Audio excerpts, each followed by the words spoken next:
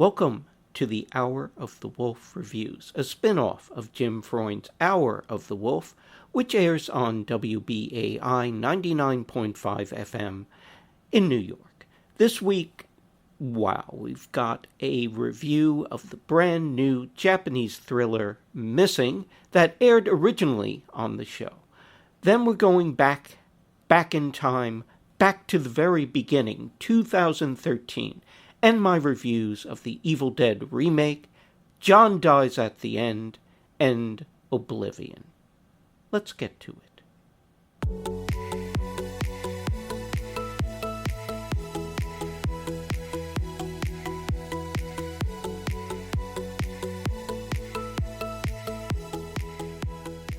Hour of the Wolf Review, air date November 6th, 2022, Missing.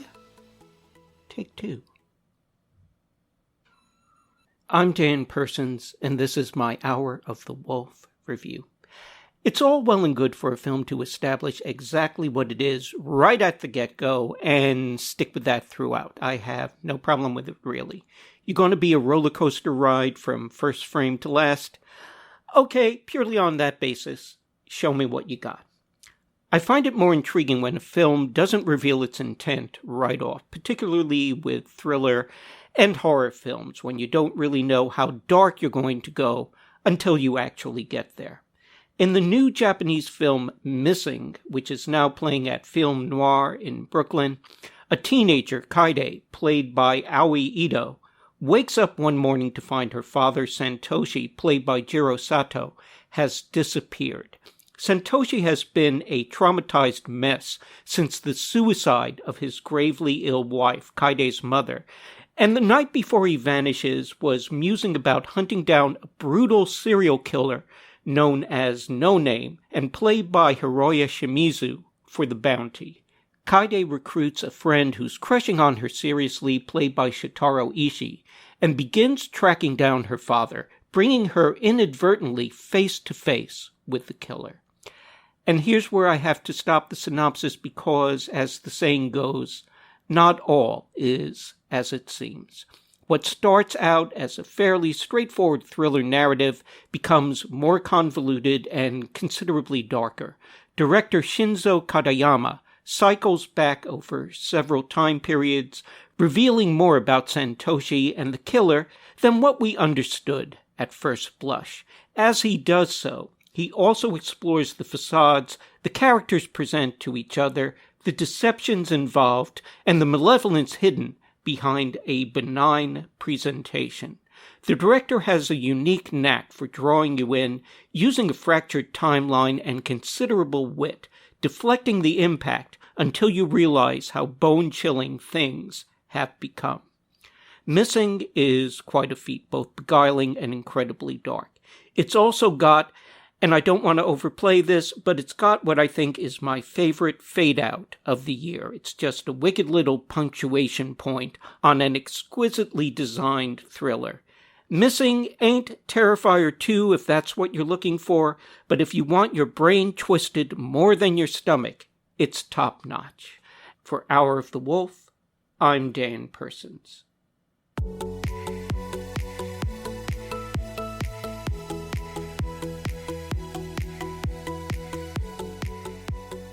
Hour of the Wolf movie review, air date April 11th, 2013, Evil Dead, take two.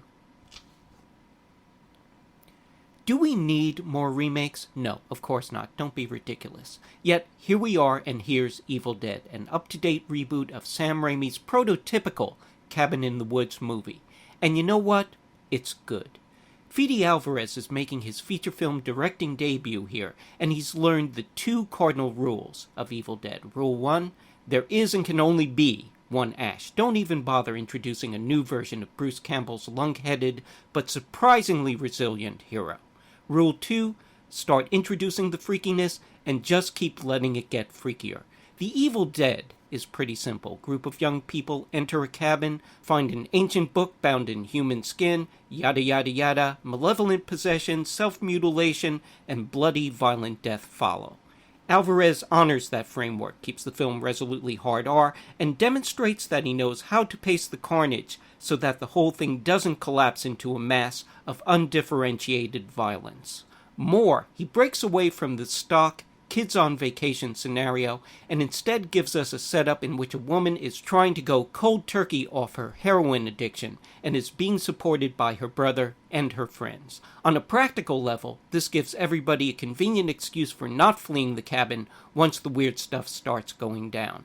More than that, though, it gives the two main characters, the brother and sister played by Shiloh Fernandez and Jane Levy, an emotional stake above and beyond mere survival, introducing a dash of empathy to the proceedings that the original films couldn't be bothered with. That, I'll grant, is a break from the purity of the Evil Dead concept. It's also a lunge towards the it's all about family trope that genre films too frequently invoke as an easy way of creating some emotional resonance. Here, I think it works, reminding us that, as baroque as the violence gets, there are still human beings getting battered around. Evil Dead may be yet another return to the same horror well at a point where filmmakers could be better served digging for new water, but it is a delirious, breakneck, and altogether respectable chapter to a bloody, beloved franchise. It puts you through the ringer and messes you up bad, and what more could you ask of the Evil Dead?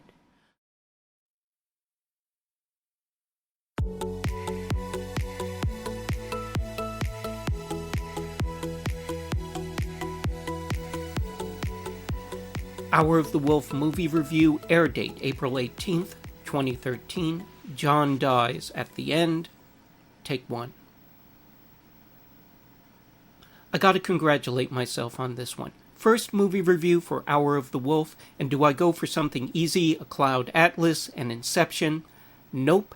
I picked John Dies at the End, director Don Coscarelli's frantic comedy of interdimensional, transtemporal insanity. Great way to ease into a gig, Dan. Kudos. Don Coscarelli hasn't been a prolific director, but what he has done tends to leave an imprint. His horror debut, Phantasm, and then Bubba Hotep, in which an aging Elvis Presley and Black John Kennedy, played by Bruce Campbell and Ossie Davis respectively, fought a soul-sucking mummy, have demonstrated how far outside the box Coscarelli is willing to go. And now, John Dies at the End pushes everything, including the space-time continuum, onto the table and straight off the wall. Don't worry about the plot. In theory, it's based on a novel by the pseudonymous David Wong, real name Jason Pargin, and it has something to do with the titular John Cheese, played by Rob Mays, and his friend and the film's actual protagonist David Wong, yes, the author himself and played by Chase Williamson, facing off against an all-consuming power from another dimension. In practice, Coscarelli composes this as a catalog of as many freaky concepts as possible being thrown at you as fast as possible. Between people blowing their minds with injections of possibly sentient soy sauce, and David using a sausage sandwich to take cell phone calls from the past, or perhaps it's the future, and a woman whose hand has been amputated opening a ghost door with her phantom limb, and a nearly unrecognizable Clancy Brown playing a paranormal showman who's like the amazing Kreskin but for real, and Paul Giamatti showing up as a journalist who may be less, much less, than even he is aware. There isn't a lot of time to figure out if all the dots connect. And it doesn't really matter anyway. Some audience members may tire of all these cosmic puns, pranks, and straight-up splooshy moments, but I think Coscarelli's gift is not just that he knows how to employ pure bravura and kinetic energy to put the insanity across, but that he isn't satisfied with making this just a paranormal vaudeville show. John Dies at the End really comes off as an antic conceptual playground, challenging presumptions and having sometimes profound sport with time and space. The film plays a lot like a dude comedy that wishes to grow beyond its dudeness, and like the world its characters inhabit, there's more to it than meets the eye. It's fun, it's gross, it's occasionally infantile, but there's a smartness to it that belies its anything-for-a-laugh demeanor. It is, in short, a trip, and a satisfying one at that.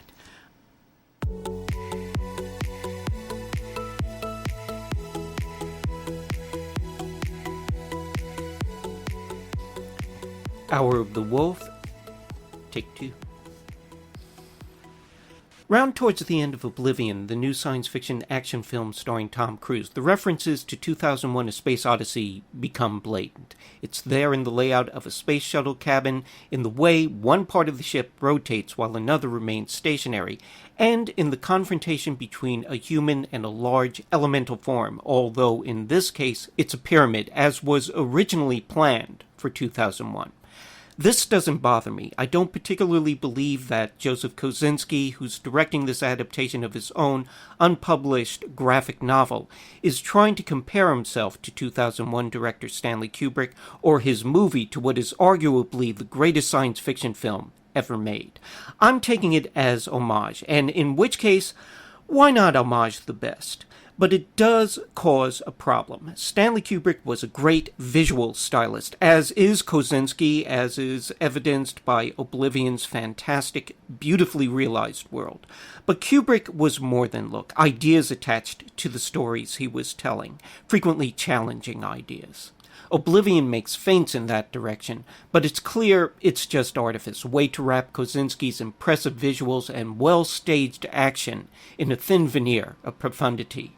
The story is that Earth has won a war against alien invaders, but only at the cost of irreparably poisoning the planet. The survivors have moved to a moon orbiting Jupiter, another 2001 reference, and Tom Cruise and Andrea Riseborough play Jack and Victoria, caretakers left on Earth to tend after the armed drones that patrol the planet and take out any alien scavengers. If it was as simple as that, we'd have an interesting character piece, and that'd be fine by me, but that wouldn't suit a big-budget Tom Cruise starring studio release. And so there are a series of revelations that range from seen it before to oh come on. A spaceship crash lands and its sole survivor, played by Olga Kurilenko, looks a lot like someone conjured from the dim reaches of Jack's memory, and it is eventually revealed that those alien scavengers might not be the enemies they seem. How much not the enemies they seem? I'll give you 2 hints. 1 Morgan, 2 Freeman. Oblivion is pretty much an agglomeration of post-apocalyptic science fiction tropes. We've seen them before. What few surprises there are tend to be more silly than stunning. Still, this is state-of-the-art studio storytelling, really good looking, and yes, fun if you don't ask too much of it. You get your money's worth, just don't expect it to resonate after you've left the theater. And that's it. Hope you enjoyed that slide down the memory wormhole. If you did, or even if you didn't, let me know by writing me at hotwolfreviews@upstartcompany.com. The Hour of the Wolf Reviews is a spin-off of Jim Freund's Hour of the Wolf, which airs on WBAI 99.5 FM in New York. If you love science fiction, fantasy, enchantment, and the imagination, tune in most every Monday at 9 p.m. or stream on TuneIn or at WBAI.org, and you can delve into the archives there as well. The Hour of the Wolf Reviews is an Hour of the Wolf production, recorded at the studios of Upstart Company. The theme music is by Johnny Holiday, licensed through Creative Commons. I'm Dan Persons. Thank you for listening, and take care.